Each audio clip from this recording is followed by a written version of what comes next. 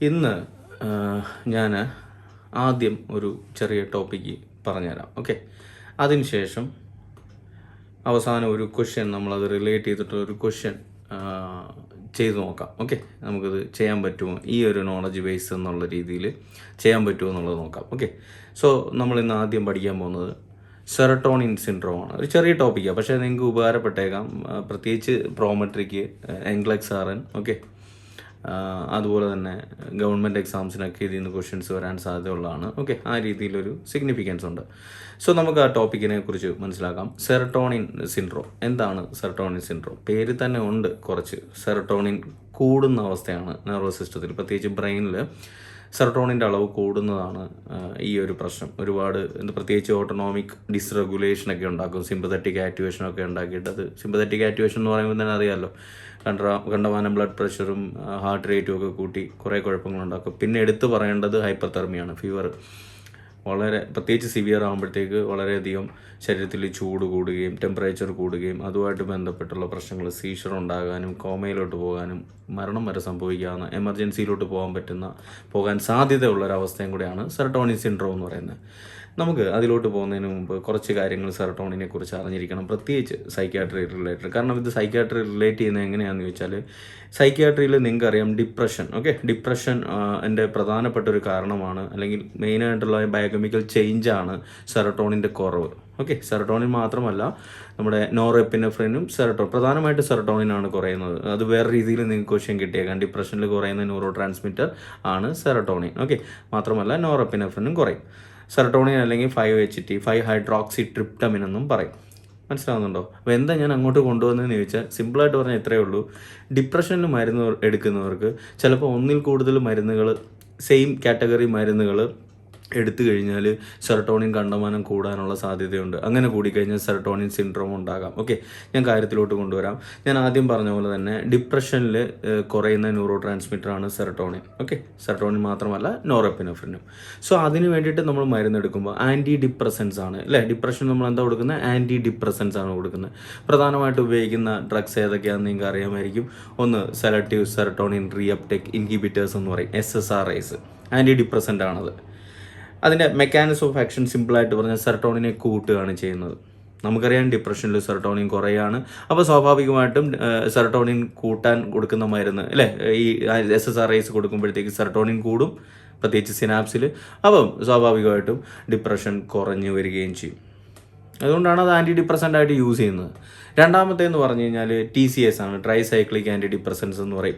അവിടെയും ഏകദേശം ഇതേ കഥ തന്നെയാണ്. അവിടെ സെറട്ടോണിൻ്റെയും എന്താ പറയുന്നത്, മറ്റേ നോറെപ്പിനെഫ്രിൻ്റെയും റീഅപ്ടേക്കിനെ ഇൻഹിബിറ്റ് ചെയ്യും. സ്വാഭാവികമായിട്ടും എന്താ പറയണ്ടേ, സെറട്ടോണിനും നോറെപ്പിനെഫ്രിനും എലിവേറ്റ് ചെയ്യപ്പെടുകയും നമുക്ക് മൂഡ് എലിവേറ്റ് ചെയ്ത് കൊണ്ടുവരാനും സാധിക്കും. ഡിപ്രഷനിൽ എന്താണെന്ന് അറിയാമല്ലോ, മൂഡ് കുറഞ്ഞു പോകുന്നതാണ് അവസ്ഥ, അല്ലേ? അങ്ങനെ കണക്ട് ചെയ്യാം. പിന്നെ വരുന്നതാണ് മോണോ അമൈൻ ഓക്സിഡേസ് ഇൻഹിബിറ്റേഴ്സ്. ഇത് 3 കാറ്റഗറിയാണ് പ്രധാനമായിട്ട് യൂസ് ചെയ്യുന്നത്. MOIs എന്ന് പറയും. മോണോ അമൈൻ ഓക്സിഡേസ് എന്ന് പറഞ്ഞ ഒരു എൻസൈമാണ്. ഓക്കെ, ഈ എൻസൈംസ് അമൈൻ ഗ്രൂപ്പിൽ വരുന്ന ന്യൂറോ ട്രാൻസ്മിറ്റേഴ്സിനെ നശിപ്പിക്കുന്നതാണ്. അമൈൻ ഗ്രൂപ്പ്സിൽ വരുന്നതാണ് ഈ സെറട്ടോണിനും നോറെപ്പിനെഫ്രിനും എപ്പിനെഫ്രിനും ഒക്കെ. സോ ഈ ന്യൂറോ ട്രാൻസ്മിറ്റേഴ്സിനെ നശിപ്പിക്കുന്ന എൻസൈമാണ് മോണോ അമൈൻ ഓക്സിഡേസ് എന്ന് പറയുന്നത്. നമുക്ക് ആ എൻസൈംസിനെ നശിപ്പിച്ച് കളഞ്ഞാലോ, മോണോ അമൈൻ ഓക്സിഡേസ് ഇൻഹിബിറ്റേഴ്സ്. അപ്പോൾ നമുക്ക് എന്ത് ചെയ്യാൻ സാധിക്കും? അമൈൻ ഗ്രൂപ്പിൽ വരുന്ന ന്യൂറോ ട്രാൻസ്മിറ്റേഴ്സിനെ കൂട്ടാൻ സാധിക്കും. സിമ്പിളായിട്ട് പറഞ്ഞാൽ എന്താ പറയുക, നോറെപ്പിനെഫ്രിനെ സെറട്ടോണിനെയൊക്കെ കൂട്ടിക്കൊണ്ടുവരാൻ സാധിക്കും, എലിവേറ്റ് ചെയ്യിക്കാൻ പറ്റും. അതിലൂടെ നമുക്ക് ഡിപ്രഷൻ മാറ്റിയെടുക്കാൻ പറ്റും. മനസ്സിലായി? ഇനിയുണ്ട് വേറെ ഏതാ, നമ്മുടെ സെറട്ടോണിൻ നോറെപ്പിനെഫ്രിൻ റീഅപ്ടേക്ക് ഇൻഹിബിറ്റേഴ്സ്. ശരിക്കും പറഞ്ഞാൽ TCAയുടെ അതേ മെക്കാനിസം ഓഫ് ആക്ഷൻ വരുന്നത്. എന്താ പറയണ്ടേ, ഡുലോക്സെറ്റിനൊക്കെ എക്സാമ്പിളാണ്. കുറച്ച് എക്സാമ്പിളും പഠിച്ചു വെച്ചിട്ടുണ്ട്. കാരണം ക്വസ്റ്റ്യനിൽ ചിലപ്പോൾ അവർ ഇങ്ങനെ TCS എന്ന് പറഞ്ഞിട്ടായിരിക്കത്തില്ല ചോദിക്കുന്നത്, അല്ലെങ്കിൽ SSRIs എന്ന് പറഞ്ഞിട്ടായിരിക്കത്തില്ല കൊടുത്തിരിക്കുന്നത്. അവിടെ ഒരു എക്സാമ്പിൾ ആയിരിക്കും, ഡ്രഗിന് എക്സാമ്പിൾ ആയിരിക്കും കൊടുത്തിട്ടുണ്ടാവുക. ഇപ്പോൾ SSRIs പറയാനാണെങ്കിൽ സിറ്റാലോപ്രാം, ഫ്ലോക്സെറ്റിൻ, ഫ്ലോക്സാമിൻ, സെർട്രാലിനൊക്കെ എക്സാമ്പിൾസ് ആണ് SSRIsന്. ഓക്കെ, TCAയുടെ കാര്യം പറയുമ്പം എന്ന് വെച്ചാൽ ട്രൈസൈക്ലിക് ആൻറ്റി ഡിപ്രസൻസിൻ്റെ കാര്യം പറയുമ്പം ഒരു വേറൊരു പോയിൻ്റാണത്, ഇവിടെ റിലവൻ്റ് അല്ല, എന്നാലും ക്വസ്റ്റ്യനിൽ കിട്ടിയേക്കാം. കാർഡിയക് ടോക്സിസിറ്റീസ് ഉണ്ടാക്കും. ഓക്കെ, എന്നുവെച്ചാൽ ഹാർട്ടിന് പ്രശ്നങ്ങൾ ഉണ്ടാക്കുന്നുണ്ട്, പ്രത്യേകിച്ച് ഹാർട്ടിൻ്റെ പ്രശ്നങ്ങളുള്ളവർക്ക് ഇത് കൊടുക്കാൻ പാടില്ല. ഓക്കെ, പിന്നെ എക്സാമ്പിൾസ് പറയുന്നത് അമീട്രിപ്റ്റിലിൻ പറയാം, ഡോക്സപിൻ പറയാം, ഇമീപ്രാമിൻ പറയാം. ഇതൊക്കെ TCSൽ വരുന്നതാണ്. Mono amen oxidase inhibitors. Okay, അതിനായിട്ട് ബന്ധപ്പെട്ടൊരു നമ്മൾ വേറെയൊക്കെ ചെയ്തിട്ടുള്ള ക്വസ്റ്റ്യൻ ഡിസ്കഷനോ അല്ലെങ്കിൽ ടോപ്പിക്കായിട്ടോ ഒക്കെ ഡിസ്കസ് ചെയ്തിട്ടുള്ളതാണെന്ന് എനിക്ക് തോന്നുന്നത്. ഹൈപ്പർ ടെൻസീവ് ക്രൈസിസ് ഉണ്ടാക്കും മോണോ അമൈൻ ഓക്സിഡേസ് ഇൻഹിബിറ്റേഴ്സ് കഴിക്കുന്നവരിൽ.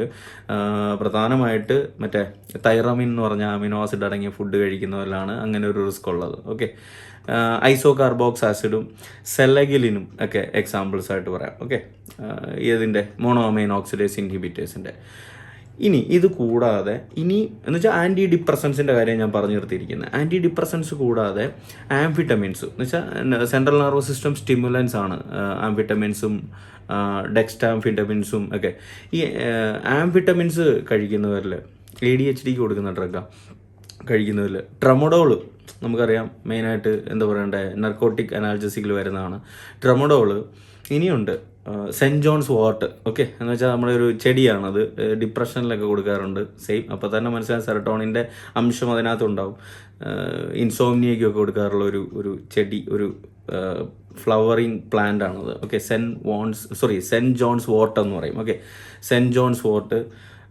വേറെന്താ, ഡെക്സ്ട്രോമിതോർഫൻ ആൻറ്റിടസീവാണ്, ചുമയ്ക്ക് കൊടുക്കുന്നതാണ്, സെൻട്രലി ബ്ലോക്കിംഗ് ആൻറ്റിടസീവാണത്. ഇങ്ങനെയൊക്കെയുള്ള ഡ്രഗ്സ് ഉപയോഗിക്കുന്നവരിലും കോമ്പിനേഷനിൽ മെയിനായിട്ട് ആൻറ്റി ഡിപ്രസൻസ് കോമ്പിനേഷനിൽ ഉപയോഗിച്ചാലും സെറട്ടോണിൻ അമിതമായിട്ട് കൂടാനുള്ള സാധ്യതയുണ്ട്. ചുരുക്കി പറഞ്ഞാൽ ഞാൻ ഈ കഥ ഇത്രയും കൊണ്ടുവന്നത് നിങ്ങൾക്ക് കുറച്ച് കാര്യങ്ങൾ അതിൽ നിന്ന് കിട്ടിക്കോട്ടെ എന്ന് വിചാരിച്ചിട്ടാണ്. എന്താണ് സെറട്ടോണിൻ സിൻഡ്രോം എന്ന് ഇനിയൊന്ന് റിലേറ്റ് ചെയ്ത് കഴിഞ്ഞാൽ നിങ്ങൾക്ക് മനസ്സിലാവും. 2 ആൻറ്റി ഡിപ്രസൻസ് കോമ്പിനേഷനിലോ അതിൽ കൂടുതലോ അല്ലെങ്കിൽ ഈ മരുന്നുകളോ ഒരു ആൻറ്റി ഡിപ്രസൻറ്റും ഓക്കെ ലൈക്ക് SSRI എടുക്കുന്നു എന്ന് വിചാരിക്കുക, ഒരു സിറ്റാലോപ്രാം എടുക്കുക എന്ന് വിചാരിക്കുക, അല്ലെന്നുണ്ടെങ്കിൽ ഒരു അമിട്രിപ്റ്റിലിൻ എടുക്കുന്നു എന്ന് വിചാരിക്കുക, അതിൻ്റെ കൂട്ടത്തിൽ ട്രമഡോളും കൂടെ എടുത്തു കഴിഞ്ഞാൽ സെറട്ടോണിൻ്റെ അളവ് അമിതമായിട്ട് ഈ പറഞ്ഞ പോലെ ബ്രെയിനിൽ കൂടാനുള്ള സാധ്യതയുണ്ട്. അങ്ങനെ വന്നു കഴിഞ്ഞാൽ അത് സെറട്ടോണിൻ സിൻഡ്രോമായിട്ട് മാറും. കുറച്ച് പൊട്ടൻഷ്യലി കോംപ്ലിക്കേറ്റഡ് ആയിട്ടുള്ള ഒരു അസുഖമാണ്, സീരിയസ് ആകാൻ സാധ്യതയുള്ളതാണ്, പ്രോംപ്റ്റ് ട്രീറ്റ്മെൻറ്റ് ആവശ്യമുള്ളതാണ്. ഇനി നമുക്ക് കുറച്ച് അതിൻ്റെ സയൻസ് ആൻഡ് സിംറ്റംസ് ഡീറ്റെയിൽ ആയിട്ടൊന്ന് മനസ്സിലാക്കാം. അതിന് മുമ്പ് ഒരു കാര്യം പറഞ്ഞോട്ടെ, ക്ലാസ്സസ് ഇഷ്ടപ്പെടുന്നുണ്ടെങ്കിൽ നമ്മുടെ ചാനലൊന്ന് സബ്സ്ക്രൈബ് ചെയ്തേക്കുക. അതുപോലെ തന്നെ DHA, HAD, MOH, PROMETRIC, Nclex-RN, okay, NHRN, PSMV പോലെയുള്ള എക്സാംസിനെല്ലാം നമുക്ക് ക്രാഷ് കോഴ്സസ് അവൈലബിൾ ആണ്. 60 hours-ൻ്റെയും പിന്നെ അതുപോലെ തന്നെ 5 days-ൻ്റെയും ക്രാഷ് കോഴ്സസ് ഉണ്ട്. ഇതിനകത്ത് തിയറി ക്ലാസ്സും വരുന്നുണ്ട്, ക്വസ്റ്റ്യൻ ഡിസ്കഷൻ ക്ലാസ്സസും വരുന്നുണ്ട്. നെക്സ്റ്റ് ജനറേഷൻ Nclex-RN അല്ലെങ്കിൽ പുതിയ പാറ്റേൺ ഓഫ് Nclex-RN ക്ലാസ്സുകൾക്ക് എക്സാംസിന് വേണ്ടിയിട്ട് ക്ലാസ്സുകൾ അവൈലബിൾ ആണ്, സ്പെഷ്യൽ ക്ലാസ്സുകൾ അവൈലബിൾ ആണ്. അതിനകത്ത് തിയറി ക്ലാസ്സസും വരുന്നുണ്ട്. ഈ പറഞ്ഞ പോലെ പുതിയ പാറ്റേൺ അനുസരിച്ചിട്ടുള്ള ആർച്ചർ റിവ്യൂവും വേൾഡും വെച്ചിട്ടുള്ള ക്വസ്റ്റ്യൻ ഡിസ്കഷൻ ക്ലാസ്സസും ഇപ്പോൾ ലഭ്യമാണ്. നിങ്ങൾക്ക് ഇതുമായിട്ട് ബന്ധപ്പെട്ട് കൂടുതൽ ഡീറ്റെയിൽസ് അറിയാൻ വേണ്ടിയിട്ട് ഡെമോ ക്ലാസ് അറ്റൻഡ് ചെയ്യാനും ഒക്കെ വേണ്ടിയിട്ട് നമ്മുടെ കൊടുത്തിട്ടുള്ള വാട്സപ്പ് നമ്പറിൽ കോൺടാക്ട് ചെയ്താൽ മതി. അതുപോലെ തന്നെ ഗവൺമെൻറ് എക്സാംസിനും ക്ലാസ്സസ് അവൈലബിൾ ആണ്, റെഗുലർ ക്ലാസ്സസ്, ഈ AIIMS, DHS, DME പോലുള്ള എക്സാംസിന് വേണ്ടിയിട്ട്. ഇനി ഞാൻ സിംറ്റംസിലോട്ട് പോവാം. അതിനു മുമ്പ് ഒന്ന് പറഞ്ഞോട്ടെ, സെറട്ടോണിൻ സിൻഡ്രോം എന്ന് പറഞ്ഞാൽ ഓൾറെഡി പറഞ്ഞു, സെറട്ടോണിൻ്റെ അളവ് വളരെയധികം സെൻട്രൽ നെർവസ് സിസ്റ്റത്തിൽ കൂടുന്നതാണ് പ്രശ്നം. അതിൻ്റെ ഫലമായിട്ട് മെയിനായിട്ട് ഓട്ടോണോമിക് ഡിസ്റെഗുലേഷൻ, മെയിനായിട്ട് സിമ്പത്തറ്റിക് ആക്ടിവേഷൻ ഉണ്ടാകുന്നു, ഹൈപ്പർ റിഫ്ലെക്സിയാസ് ഉണ്ടാകുന്നു, ഹൈപ്പർതെർമിയ. ഓക്കെ, ഹൈപ്പർതെർമിയ എന്ന് പറയുമ്പോൾ ടെമ്പറേച്ചർ, ബോഡി ടെമ്പറേച്ചർ കൂടുന്നതാണ്, ഫീവറാണ് പ്രധാനപ്പെട്ട പ്രശ്നം. ഇതിൽ തന്നെ ഡിപ്പെൻസ് ഓൺ സിവിയറിറ്റി, അതിൻ്റെ എന്താ പറയുന്നത് ഇൻറ്റൻസിറ്റി അനുസരിച്ചിട്ട് നമുക്ക് ചെറിയ രീതിയിലുള്ള പ്രശ്നങ്ങളുണ്ടാകാം, ചിലപ്പോൾ മോഡറേറ്റ് ആയിട്ടുള്ള പ്രശ്നങ്ങളുണ്ടാകാം, അല്ലെങ്കിൽ സിവിയർ ആയിട്ടുള്ള പ്രശ്നങ്ങളുണ്ടാകാം, സിവിയർ സിംറ്റംസ് ഉണ്ടാകാം. സിവിയർ സിംറ്റംസ് വന്നു കഴിയുമ്പോഴാണ് ചിലപ്പോൾ അത് മരണത്തിലോട്ട് തന്നെ പോകാൻ സാധ്യതയുള്ളത്. പിന്നെ ഒരു കാര്യം പറഞ്ഞോട്ട്, ഇങ്ങനെ പറഞ്ഞ് ബിൽഡപ്പ് ഇടുന്നെങ്കിലും എത്രയും പെട്ടെന്ന് അതിൻ്റെ സിംറ്റംസ് മനസ്സിലാക്കി ഡ്രഗ്സ് സ്റ്റോപ്പ് ചെയ്ത് കഴിഞ്ഞാൽ നമുക്കത് 1-2 ദിവസങ്ങൾക്കുള്ളിൽ അത് നോർമലായി മാറുകയും ചെയ്യും. പിന്നെ ഈ മരുന്ന് ഇത്ര ഇതായിട്ട് എടുത്തിട്ടുണ്ടെങ്കിൽ ഒരു 1 hour-നുള്ളിൽ മറ്റേ ആക്ടിവേറ്റഡ് ചാർക്കോളൊക്കെ കൊടുത്തിട്ട് അതിൻ്റെ എന്താ പറയുന്നത് ശരീരത്തിലുള്ള അളവ് കുറച്ചെടുക്കുന്നതും നല്ലതാണ്. പക്ഷെ അത് എപ്പോഴും മനസ്സിലാക്കുക, എത്രയും പെട്ടെന്ന് കൊടുക്കുന്നതിനകത്താണ് കാര്യം. ഓക്കെ, അത് ഇൻജസ്റ്റ് ചെയ്ത് ഡ്രഗ്സ് എടുത്തൊരു 1 hour-നുള്ളിൽ കൊടുത്തു കഴിഞ്ഞാലേ ആക്ടിവേറ്റഡ് ചാർക്കോൾ കൊടുക്കുന്നുണ്ട് ഗുണമുള്ളൂ. ഓക്കെ, അത് ഞാൻ ഇടയിൽ കൂടെ ചേർത്ത് പറഞ്ഞാൽ അപ്പോൾ നിങ്ങൾക്ക് ഏകദേശം ഒരു ഐഡിയ കിട്ടി. ഓക്കെ, അപ്പോൾ സിമ്പത്തറ്റിക് ആക്ടിവേഷൻ്റെ ഫലമായിട്ട് BP കൂടും, ഹൈപ്പർ ടെൻഷൻ ഉണ്ടാകും, ടാക്കികാർഡിയ ഉണ്ടാകും. അത് തന്നെയാണ് നമ്മൾ ആദ്യം കൊടുത്തിരിക്കുന്നത്. മൈൽഡ് സിംറ്റംസിൽ വരുന്നതാണ് ഹൈപ്പർ ടെൻഷനും ടാക്കികാർഡിയും. മോഡറേറ്റ് ലെവലിലോട്ട് പോയി കഴിയുമ്പോൾ ഞാൻ പറഞ്ഞ പോലെ ടെമ്പറേച്ചർ എലിവേഷൻ ആണ്, ഫീവർ ഉണ്ടാകും. ഒരു കാര്യം എടുത്തു പറഞ്ഞോട്ടെ, മൈൽഡ് സിംറ്റംസ് ആയിരിക്കുമ്പോൾ അല്ലെങ്കിൽ സ്റ്റാർട്ടിംഗ് പോയിന്റിൽ പലപ്പോഴും ഹൈപ്പർ ടെൻഷനും ടാക്കികാർഡിയാണ് മെയിൻ സിംറ്റംസ് ആയിട്ട് പറയുന്നത്. അവിടെ ഫീവറിൻ്റെ സാധ്യത കുറവായിട്ടാണ് പറയുന്നത്. ഓക്കെ, രണ്ടാമത്തേന്ന് പറയുമ്പോൾ മോഡറേറ്റ് എന്ന് പറയുമ്പോൾ ഹൈപ്പർതെർമിയ ഉണ്ടാവും, ഫീവർ ഉണ്ടാവും.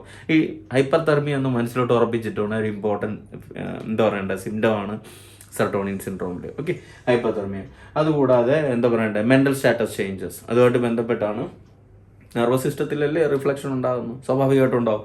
സോ അജിറ്റേഷനും കൺഫ്യൂഷനും ഒക്കെ ഉണ്ട്. അജിറ്റേഷൻ എന്ന് പറഞ്ഞാൽ റെസ്റ്റ്ലെസ്നെസ് ആണ്, റെസ്റ്റ്ലെസ്നെസ് വിത്ത് ആൻസൈറ്റി എന്നൊക്കെ പറയും. ഓക്കെ, ഒരു ഇരിക്കപ്പുറത്ത് ഇല്ലാതാവുന്ന ഒരവസ്ഥ അല്ലേ, എവിടെയെങ്കിലും ഇരുന്ന ഒരു ഇരിപ്പുറക്കില്ല, ഒരു വെപ്രാളം. സോ അതിനാണ് അജിറ്റേഷൻ എന്ന് പറയുന്നത്, അതും ഇമ്പോർട്ടൻ്റ് ആണ്. ഹൈപ്പർ റിഫ്ലെക്സസ് കൂടുതലായിരിക്കും, പ്രത്യേകിച്ച് ഡീപ് ടെൻഡോൺ റിഫ്ലെക്സ് ഇല്ലേ, DTR ഒക്കെ എന്താ പറയുന്നത് ഓവർ ആക്റ്റീവ് ആയിരിക്കും. പിന്നെ ക്ലോണസ് എന്ന് ഇവിടെ ഇടാൻ കാരണം അതും ചോദിക്കാം നിങ്ങൾക്ക്, മയോക്ലോണസ് എന്ന് പറയും. മസിൽസ് ഒക്കെ കയറി ഓവർ ആക്റ്റീവായിട്ട് എന്താ സംഭവിക്കുന്നത്, എന്തിനൊരു പേര് പറയാലോ, നമ്മളെ സീഷേഴ്സിലൊക്കെ ഉണ്ടാകുന്നതാണ്, ഒരുമാതിരി ഇൻവോളണ്ടറി ആയിട്ടുള്ള മൂവ്മെൻറ്റ്സ് എന്ന് വെച്ചാൽ കൺട്രാക്ഷനും റിലാക്സേഷനും. ഓക്കെ, കൺട്രാക്ഷനും റിലാക്സേഷനും, ജർക്കിംഗ് മൂവ്മെൻറ്റ്സിൻ്റെ വായിൽ കിട്ടിയില്ലത്, ജർക്കിംഗ് മൂവ്മെൻറ്റ്സ് ഒക്കെ ഉണ്ടാവും. അതുകൊണ്ടാണ് ഇവിടെ സപ്പോർട്ടീവ് മാനേജ്മെൻറ്റിലാണ് പറയുന്നത് പ്രധാനമായിട്ട് ഡയസിപ്പൈൻ കാറ്റഗറിയിൽ വരുന്ന ഡ്രഗ്സ് ഒക്കെ നമ്മളിവിടെ യൂസ് ചെയ്യാറുണ്ട്. ഓക്കെ, അതൊന്ന് നോട്ട് ചെയ്തോണം. പിന്നെ അതുപോലെ തന്നെ ട്രമേഴ്സ് ഉണ്ടാവും, അതും ഇമ്പോർട്ടൻ്റ് ആണ്. ഓക്കെ, ട്രംബ്ലിംഗ് ഒക്കെ ഉണ്ടാകാനുള്ള സാധ്യതയുണ്ട്. Perspiration, sweating, autonomic dysregulation, sympathetic activation എന്ന് മനസ്സിലാക്കിയാൽ തന്നെ ടാക്കിക്കാർഡിയയും ഹൈപ്പർ ടെൻഷനും എന്താ പറയണ്ടേ ട്രമേഴ്സും സ്വെറ്റിങ്ങും ഒക്കെ തന്നെ കിട്ടിക്കോളൂ, അത് മനസ്സിലാക്കി വെക്കുന്നവർക്ക്. പിന്നെ അതുപോലെ പിപ്പിൾ ഡയലേഷൻ, അവിടെയും മനസ്സിലായി സിമ്പതറ്റിക് ആക്ടിവേഷനാണ്. പിന്നെ ഡയേറിയ, ഇതൊക്കെയാണ് മോഡറേറ്റ് ആയിട്ടുള്ള സിംറ്റംസ് പറയുന്നത്. ഇനിയും അവിടെ നിന്നും കൈവിട്ട് പോയി സിവിയറിലോട്ട് പോയി കഴിയുമ്പോഴത്തേക്ക് ടെമ്പറേച്ചർ നോക്കിക്കേ, 41.1 ഡിഗ്രി സെൽഷ്യസ്, 41.1, അത് ഫാരൻഹീറ്റിൽ പറയുമ്പോൾ ഏകദേശം 106, 106 ഡിഗ്രി ഫാരൻഹീറ്റിൽ മുകളിലോട്ടൊക്കെ പോകാനുള്ളത്. അപ്പോൾ ഏത് ലെവലായിരിക്കും അല്ലേ, അത്രയും ടെമ്പറേച്ചറൊക്കെ പോകുമ്പോഴത്തേക്ക് ശരീരത്തിൻ്റെ അവസ്ഥ എന്തായിരിക്കും. അപ്പോൾ അതുകൊണ്ട് അതും മനസ്സിലോട്ട് ഇട്ടേക്കണം. കൂളിംഗ് ബ്ലാങ്കറ്റ്, ബോഡി കൂളിങ്ങിനും ഒരു പ്രിയോറിറ്റി ആയിട്ട് അവിടെ പറയുന്നുണ്ട്, ഇത്രയും ടെമ്പറേച്ചർ ബോഡിയിൽ ഉണ്ടാകുന്നതുകൊണ്ട്. ഓക്കെ, അതവിടെ മനസ്സിലാക്കിയിട്ടേക്കണം. അതുപോലെ തന്നെ കാർഡിയോജനിക് ഷോക്ക് ഉണ്ടാകാനുള്ള സാധ്യതയുണ്ട് മുന്നോട്ട്. സോ IV ഫ്ലൂയിഡ്സും കാര്യങ്ങളൊക്കെ കൊടുക്കേണ്ടി വരും. പിന്നെ സീഷേഴ്സിനുള്ള റിസ്ക് ഉണ്ട്, ഇത്രയും ചൂട് വരുമ്പം തന്നെ അത് സംഭവിക്കാം. സീഷേഴ്സ് ഈവൻ ഞാൻ പറഞ്ഞ പോലെ ഇത്രയും കോംപ്ലിക്കേറ്റ് ആയി കഴിയുമ്പോഴത്തേക്ക് മരണത്തിലോട്ട് വരെ പോകാൻ സാധ്യതയുള്ളൊരു അസുഖമാണ്. ഇനി നമുക്കതിൻ്റെ ട്രീറ്റ്മെൻറ്റും കൂടെ ഒന്ന് നോക്കാം. ട്രീറ്റ്മെൻറ്റ് അല്ലെങ്കിൽ മാനേജ്മെൻറ്റ് എന്ന് പറയുമ്പോൾ ആദ്യം ശ്രദ്ധിക്കേണ്ട കാര്യം ഇത് തന്നെയാണ്, സെറട്ടോണിൻ അന്റഗോണിസ്റ്റ്. എന്തുകൊണ്ട് ഇവിടെ സെറട്ടോണിൻ, അതുകൊണ്ടാണല്ലോ അങ്ങനെ ഒരു പേര് തന്നെ കൊടുത്തിരിക്കുന്നത്, സെറട്ടോണിൻ സിൻഡ്രോം അല്ലെങ്കിൽ സെറട്ടോണിൻ ടോക്സിസിറ്റി എന്നൊക്കെ പറയും. സെറട്ടോണിൻ കൂടി നിൽക്കുകയാണ്, കൂടി നിന്നിട്ടാണ് ഈ പ്രശ്നങ്ങൾ മൊത്തം ഉണ്ടാക്കി വെച്ചിരിക്കുന്നത്. അപ്പം നമുക്ക് സെറട്ടോണിൻ കുറയ്ക്കണം സ്വാഭാവികമായിട്ട് അല്ലേ.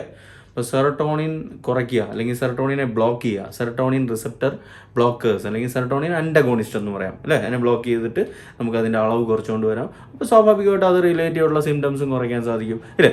സോ അവിടെ നമുക്ക് കൊടുക്കാൻ പറ്റുന്ന ഇതിനകത്ത് വളരെ ഫേമസ് ആയിട്ട് വളരെ കോമൺ ആയിട്ട് യൂസ് ചെയ്യപ്പെടുന്ന ഒരു ഡ്രഗ് എന്ന് പറയപ്പെടുന്ന ഇതാണ് സിപ്രോഹെപ്റ്റഡിൻ എന്ന് പറയും.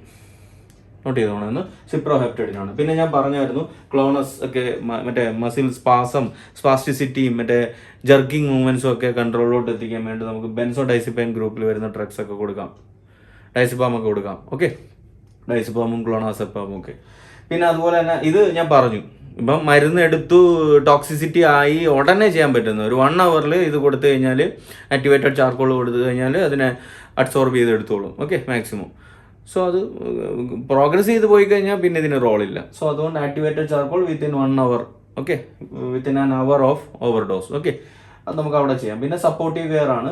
സപ്പോർട്ടീവ് കെയർ എന്ന് പറയുമ്പോൾ ഓട്ടോണോമിക് ഇൻസ്റ്റബിലിറ്റി ഇവിടെ ഉണ്ട്, ലൈക്ക് ഹൈപ്പർ ടെൻഷൻ ഉണ്ട്, ടാക്കിക്കാർഡിയ ഉണ്ട്, അതൊക്കെ ആ രീതിയിൽ മാനേജ് ചെയ്ത് വിടണം. പിന്നെ അതുപോലെ തന്നെ മെയിനായിട്ട് ഹൈപ്പർ തെർമിയാണ് അല്ലേ, കൂളിംഗ് ബ്ലാങ്കറ്റും അങ്ങനെയുള്ള കാര്യങ്ങളൊക്കെയാണ് അവിടെ എടുത്തു പറയുന്നത്. ഓക്കെ, ഇനി ഞാൻ പറഞ്ഞ പോലെ നമുക്ക് ആ ഒരു ടോപ്പിക്കുമായിട്ട് ബന്ധപ്പെട്ട് കുറച്ച് പോയിന്റുകൾ കിട്ടി. ഇനി അത് വെച്ചിട്ടൊരു ക്വസ്റ്റ്യൻ ചെയ്യാൻ നോക്കാം. ഓക്കെ, ഞാൻ ക്വസ്റ്റ്യൻ വായിക്കാം ആദ്യം. The nurse is caring for a client diagnosed with serotonin syndrome caused by overdose of citalopram and tramadol. Which of the following statement findings does the nurse expect? Select all that apply. Absent deep tendon reflexes, agitation, hyperactive bowel sounds, shivering, tachycardia. Okay, question നിങ്ങൾക്ക് മനസ്സിലായിട്ടുണ്ടാവും. എന്താ പറയണ്ടേ, ഏത് പേഷ്യൻറ്റിനാണ് care കൊടുക്കുന്നത്? Already serotonin direct പറഞ്ഞിട്ടുണ്ട്, serotonin syndrome diagnose ചെയ്തിട്ടുണ്ട്. അതിൻ്റെ കാരണവും അവർ പറഞ്ഞു തന്നിട്ടുണ്ട്, ഓവർഡോസ് ഓഫ് സിറ്റാലോപ്രാമും ട്രമഡോൾ. സിറ്റാലോപ്രാം എന്ന് പറഞ്ഞു കഴിഞ്ഞാൽ സെലക്റ്റീവ് സെറട്ടോണിൻ റിയാപ്റ്റേക്ക് ഇൻഹിബിറ്റർ, SSRIസിൽ വരുന്ന ആൻറ്റി ഡിപ്രസൻ്റ് ആണ്. അതിൻ്റെ കൂട്ടത്തിൽ ട്രമഡോളും പോകുന്നുണ്ടായിരുന്നു, പെയിൻ കില്ലറാണ്. അപ്പോൾ ഇത് സംഭവിച്ചു. എന്ത്? സെറട്ടോണിൻ സിൻഡ്രോം സംഭവിച്ചു. അപ്പോൾ അതിൻ്റെ എന്തൊക്കെയായിരിക്കും അതിൻ്റെ സിംറ്റംസ് അല്ലെങ്കിൽ അതിൻ്റെ ഫൈൻഡിങ്സ് എന്തായിരിക്കും എന്നാണ് ചോദ്യം. ഓൾറെഡി ഞാൻ ഇതിനെക്കുറിച്ചുള്ള കഥ നിങ്ങൾക്ക് പറഞ്ഞു തന്നു. അത് വെച്ചിട്ട് നിങ്ങൾക്ക് ഇത് ആൻസർ ചെയ്യാൻ പറ്റുമോ എന്ന് നോക്കുക.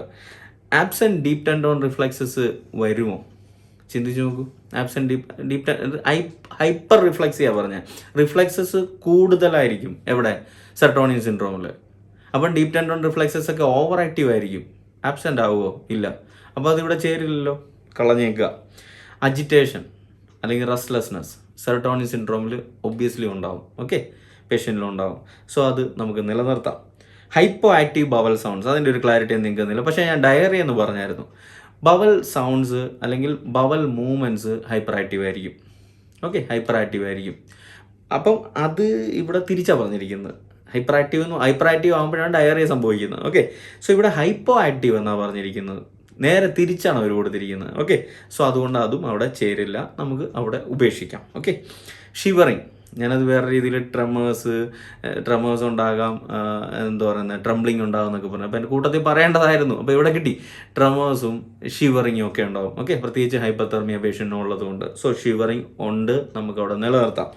ടാക്കികാർഡിയ പറഞ്ഞിട്ടുണ്ടായിരുന്നു അല്ലേ? ടാക്കികാർഡിയയും ഹൈപ്പർ ടെൻഷനും മെയിൻ ഫീച്ചേഴ്സാണെന്ന് ഞാൻ പറഞ്ഞായിരുന്നു അല്ലേ? അപ്പോൾ എന്തൊക്കെ നമുക്ക് അവിടെ നിന്ന് പിക്ക് ചെയ്യാം? സെലക്ട് ഓൾ ദാറ്റ് അപ്ലൈയിൽ ഏതൊക്കെ നമുക്ക് തിരഞ്ഞെടുക്കാം? അജിറ്റേഷൻ ഉണ്ട്, 2 ചേരും, നിലനിർത്താം. ഷിവറിങ് ഉണ്ട്, ടാക്കികാർഡിയ. ചുരുക്കി പറഞ്ഞാൽ അവിടുത്തെ ആൻസേഴ്സ് എന്ന് പറഞ്ഞാൽ 2, 4, 5 ആണ്. ഓക്കെ, അപ്പം ഞാനൊരു കാര്യം പറയട്ടെ, നിങ്ങൾക്കിത് എന്താണ് ഇതിൽ നിന്ന് മനസ്സിലായത്? നമുക്ക് ആ ഒരു ടോപ്പിക്കിനെ കുറിച്ച് അത്യാവശ്യം നല്ല രീതിയിലുള്ള നോളജ് ഉണ്ടെങ്കിൽ ഇതുപോലെ വരുന്ന ഏത് ക്വസ്റ്റ്യൻസും ആൻസർ ചെയ്യാൻ പറ്റും. പറയാൻ എളുപ്പമാണ്, ഞാനത് മനസ്സിലാക്കി വെച്ചിട്ട് നിങ്ങൾക്ക് പറഞ്ഞു തന്നു, ഇനിയും ക്വസ്റ്റ്യൻ ചെയ്യുമ്പോൾ എളുപ്പം. പക്ഷേ അവിടെ പ്രശ്നം എന്താണെന്ന് വെച്ച് കഴിഞ്ഞാൽ ഇവിടെ പഠിക്കണം. മനസ്സിലാകുന്നുണ്ടോ? ഇതിപ്പോൾ എനിക്ക് എളുപ്പമായത് എന്തുകൊണ്ടാണ്? ഞാൻ അതിനെക്കുറിച്ച് പഠിച്ചിട്ട് വന്നിട്ടാണ് നിങ്ങളൊക്കെ പറയുന്നത്. എന്നിട്ടൊരു ക്വസ്റ്റ്യനും തന്നു, ഞാൻ തന്നെ സെലക്ട് ചെയ്യുന്ന ക്വസ്റ്റ്യനും തന്നു, അതുകൊണ്ട് എനിക്ക് എളുപ്പമായി. അങ്ങനല്ല. നമ്മളിവിടെ ഒറിജിനൽ സിനാരിയോയിൽ വരുമ്പോഴത്തേക്ക് അല്ലെങ്കിൽ ഒറിജിനൽ എക്സാമിലോട്ട് വരുമ്പോഴത്തേക്ക് സംഭവം മൊത്തത്തിൽ മാറുകയാണ്. മനസ്സിലാകുന്നുണ്ട്? ശരിക്കും പറഞ്ഞാൽ Nclex-RN നിന്നുള്ള ക്വസ്റ്റ്യൻ ആയിരുന്നു അത്. ഓക്കെ, പുതിയ ക്വസ്റ്റ്യനാണിത്. അപ്പം ഞാൻ അതാണ് പറയുന്നത്, നിങ്ങൾ സ്വയം പ്രിപ്പയർ ചെയ്യുകയാണെങ്കിലും കോച്ചിങ്ങിന് പോവുകയാണെങ്കിലും എല്ലാം ചെയ്യേണ്ടതെന്ന് പറഞ്ഞാൽ ആദ്യം നന്നായിട്ട് തിയറി പഠിക്കുക. എന്ന് പറഞ്ഞാൽ ടോപ്പിക്കിനെ കുറിച്ചുള്ള നോളജ് ഉണ്ടാവുക. ഇതുപോലെ ഒരുപാടധികം ടോപ്പിക്കുകൾ നഴ്സിങ്ങിലുണ്ട്, ഓരോ സബ്ജക്റ്റ് വൈസും ഉണ്ട്.